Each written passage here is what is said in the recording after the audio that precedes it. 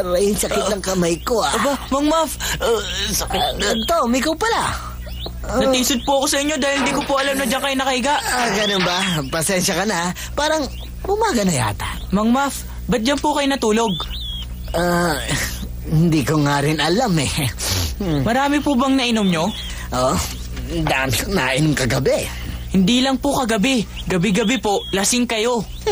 Kagigising ko lang eh, pinagagalitan mo na naman ako, Tom. Sana po, pag iinom kayo, kaya nyo pa umuwi ng bahay. Ano naman ang buti kung uuwi ako? Wala namang naghihintay sa akin doon.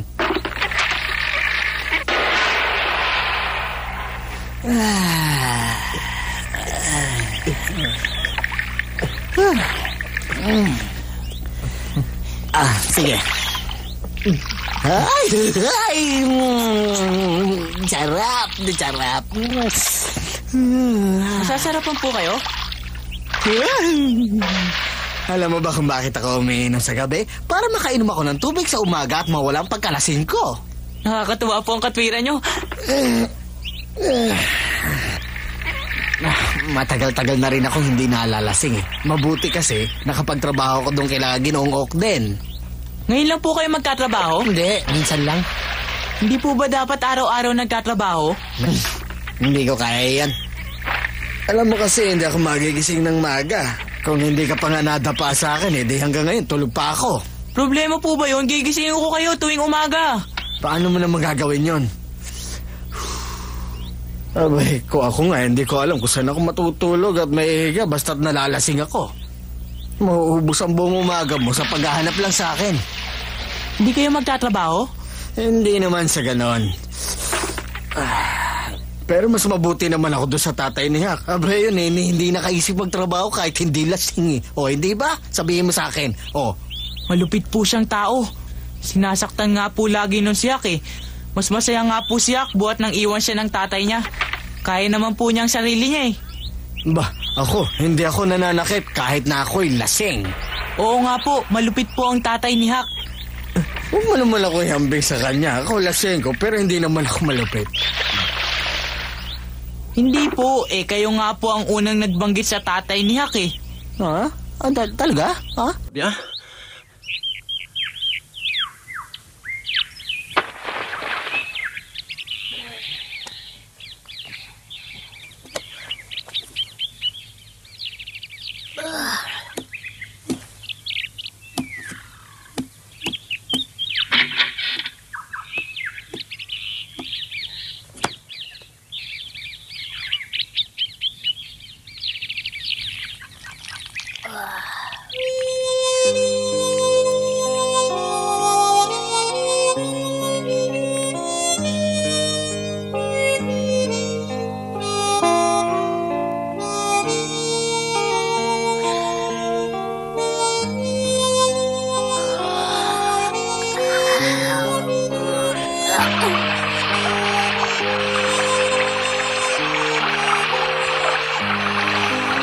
Amogdas eh.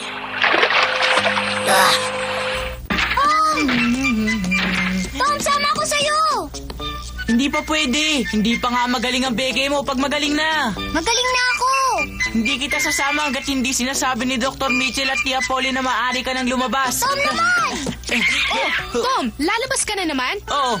Hindi pa yata kitang nakitang naupo at nag-aral buhat ng bakasyon, ha? Hindi pa nga.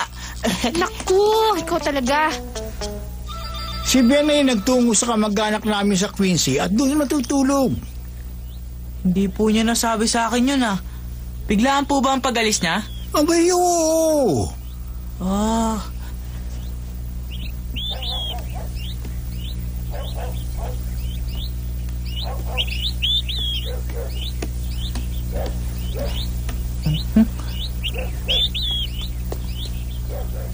Hoy, Tom! Hi, Joe!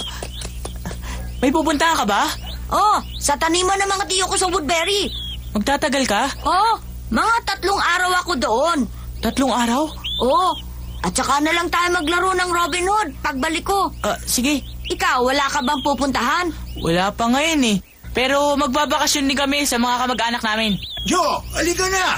Oh, paalam na, Tom. Sige. Paalam, Tom. Mag-ingat ka, Joe!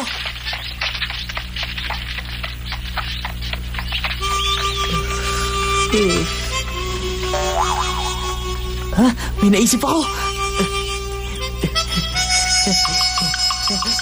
Hak! Hak! Hoy, Tom!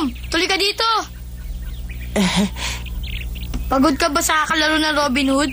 Lahat kayo, yun na lang lagi nilalaro. Kasi sina Ben, Joe at Johnny Miller bumisita sa mga kamag-anak nila sa ibang bayan. Kaya pala, Tom. Ngayon ka na nagpunta dito, buhat nung magsimula ang bakasyon nyo. Pasensya ka na, Hak. Abala ako Abala sa paglalaro?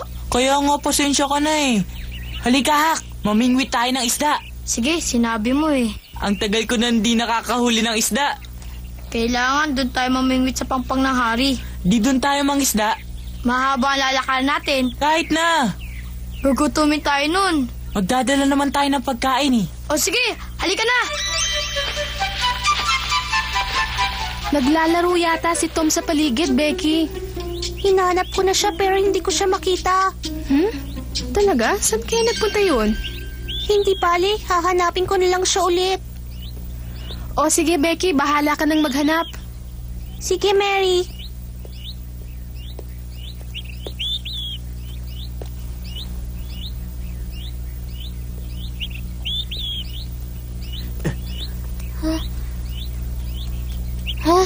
Tom! Aba, Becky! Tsaa at biskwit mamayang hapon? Masarap sana, kaya lang... Bakit, Tom? May gagawin ka pang iba? Palagay ko hindi ako makakabalik ng hapon. Saan ka pa pupunta? Sa may pampang ng hari at mamimingwit ng isda. Mag-isa? Kasama si Hak. Alam ko nang gagawin ko. Ano yun? Mamimingwit na din ako ng isda. Marunong ka bang mamingwit? Hindi. Alam mo, mahirap mamingwit ng isda. Turuan mo ko. Umiinom ka ng tsaa pag hapon, di ba? Hindi na lang ako iinom ngayong hapon. Sasama sa amin si Becky. Paano ko sasabihin to kay Hak?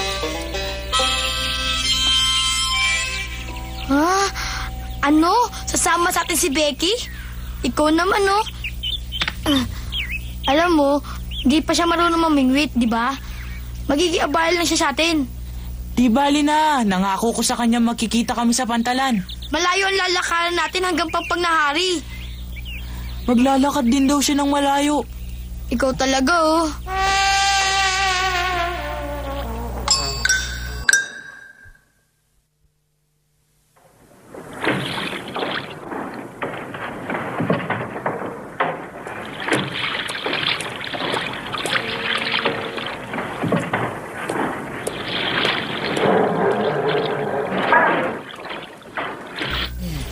Ay, Tom! Kumusta na?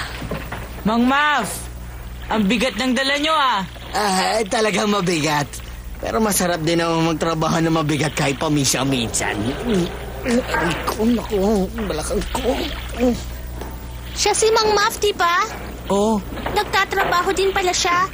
paminsan-minsan lang yan. Mas mabuti namang si Mang Marv kaysa tatay ko. Kahit kailan, di ko pa nakikita magtrabaho.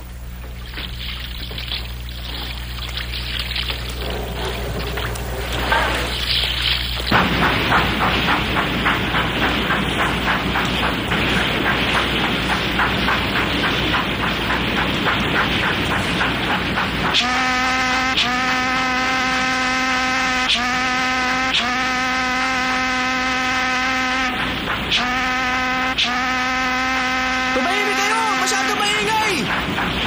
Hindi kami alis ng daan, kaya umalis na kayo dyan! Mabuti ba? Gusto nyo bang madisgrasya? Kapag bumangga ang barko namin sa inyong sinasakyan, magudurog kayo! Tama, hindi sa inyo ang ilog na to, kaya huwag kayo magmayabang! Tumigil na kayo! Umalis kayo sa daraanan namin! Tabi! Tatandaan ko yung mukha mo! Pag nakita ko kayo sa bandalan, buburahin ko yung mukha mo yan! Tignan niyo, Tom! Nag-aaway mga tao sa steamboat! Halika kayo dito! Dali! Ha? Tom, kumakaway si Becky. Tinatawag ka yata. Talagang ganyan sila, Becky. Lagi nag-aaway. Titigil din sila maya-maya lang. Hindi ba't masama ang nag-aaway? Mabuti na lang at naghiwalay na rin sila. Sumama ba siya rito para panoorin tayo mamingwit, Tom? Hindi ko alam. Hanggang ngayon nga, wala pa tayong nahuhuli kahit isa.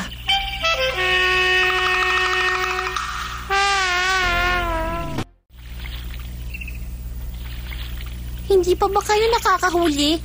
Isang oras na tayo, wala pa rin kayo nahuhuli. Naiinip na ako. Sige na, sana makahuli na kayo kahit anong klaseng isda. Hindi kakagatin ng ibang isda ang pain. Para lang ito sa hitong ilog. Hindi naman alam ng ibang isda na para sa hito lang yun. Malaki ang sima para sa ibang isda. Pang malalaking isda lang ang nahuhuli nito. Ibig sabihin walang hitong ilog dito. Becky, tumahimik ka muna. Baka nabubulabog ang mga isda eh. Makakahuli ka ba, Tom, kapag tahimik ako? Palagay ko. Inip na ako. Inip na. Ay, nako. Ha? Bilis, may kumagat! Malaki yan, ha?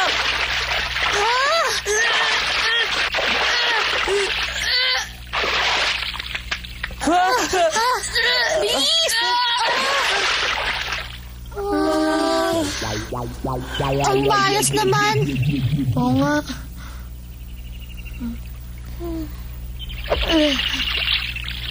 Mukhang mas magaling yatang mamingwit si Hak sa'yo, Tom. Hindi nagkataon lang yun. Ganun ah. Heto, ayan. Eto na.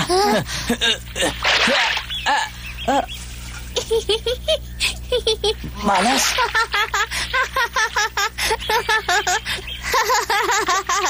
Sandali, Becky. Bakit? Kasi kanina pa ako ilang na ilang dito eh. Sige, hindi na lang ako magsasalita.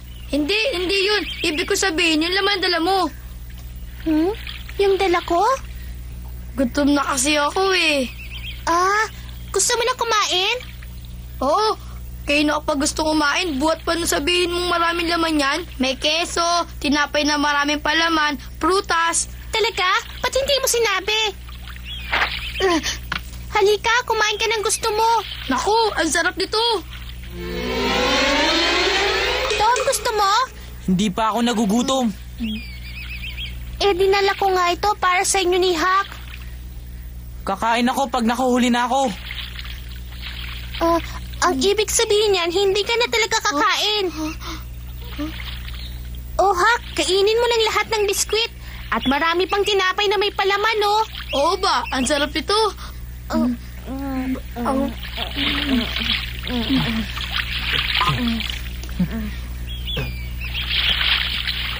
Tom, saan ka pupunta? Doon ako sa banda doon. Masyado maingay dito eh. Hindi totoo yun. Hindi lang siya magaling mamingwit.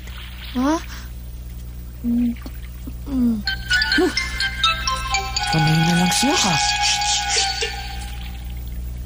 Sandali, Hak. May itatanong sana ako. Hindi ba sabi mo hindi mo pa nakikitang nagtrabaho ang tatay mo? Oo. Bakit? Ano bang klaseng tao siya? Alam mo kasi, matagal ko lang gustong itanong sa'yo kung bakit nag-iisa kang namumuhay. Hindi mo ba tinanong si Tom? Ang sabi kasi ni Tom, ilang taong na raw na nasa langit ang nanay mo. At ang tatay mo naman daw ay isang lasenggang malupit at bigla na lang umalis at iniwan ka. Totoo yun. Araw-araw na lang, lagi siyang lasing.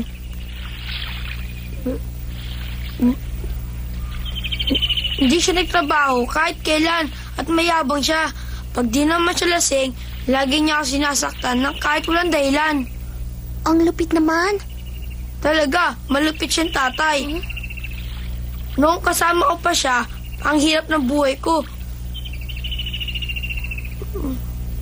Ngayon, para ako nasa langit. Ang buhay mo ngayon?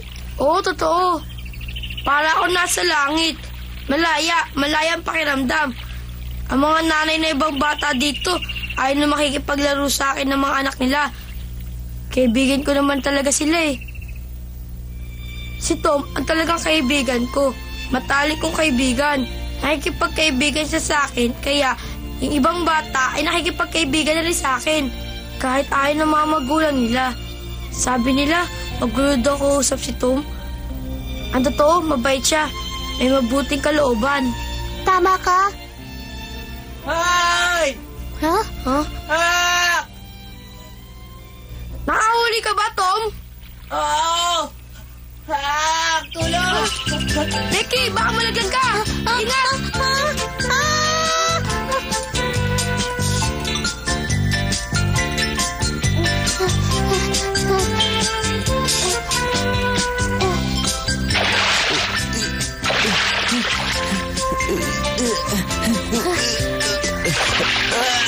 Ang laking hitong ilog!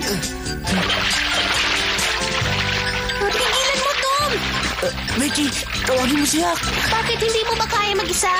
Masyado malaki to. Tutulungan kita, Tom! Mahihirapan ka dito. Hindi kaya ko! Hindi mo kaya, siyak na lang. Piliin natin papuntang Pampang. Ang tigas naman na ulo eh. Tingnan mo, ayan na! Sila, dali! Ayan!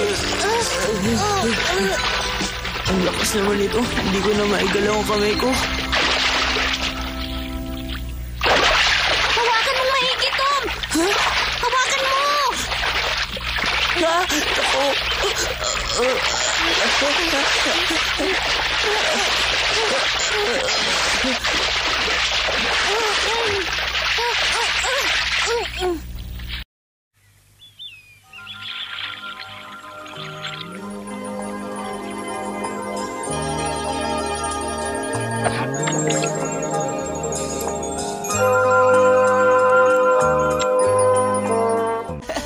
Nakawala sana yung isda kung hindi mo sinala ng sombrero mo.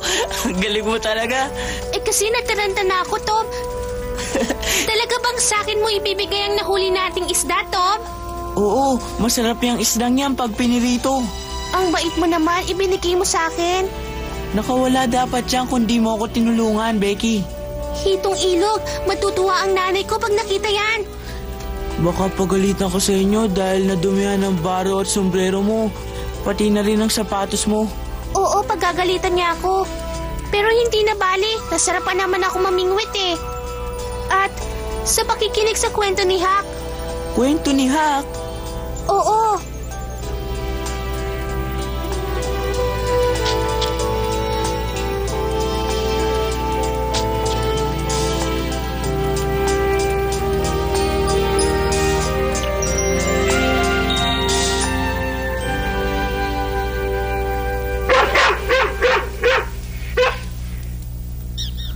Sisa, may nahuli kaming isda.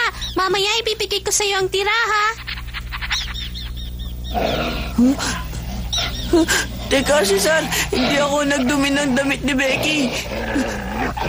Wag! Becky, eto na isla. Alis na, Cesar! Oh, hindi ka na matutuloy, Tom. Sa ibang araw na lang. Pakisabi na lang kay Cesar na hindi ako nagdumi ng damit mo. Sabihin mo, ha? Huwag kang mag-alala, Tom. Matalinong aso si Cesar. Alam niyang hindi mo kasalanan. Sana nga. Alis na ako. Paalam, Becky.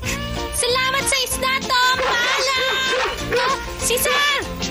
Paalam, Becky.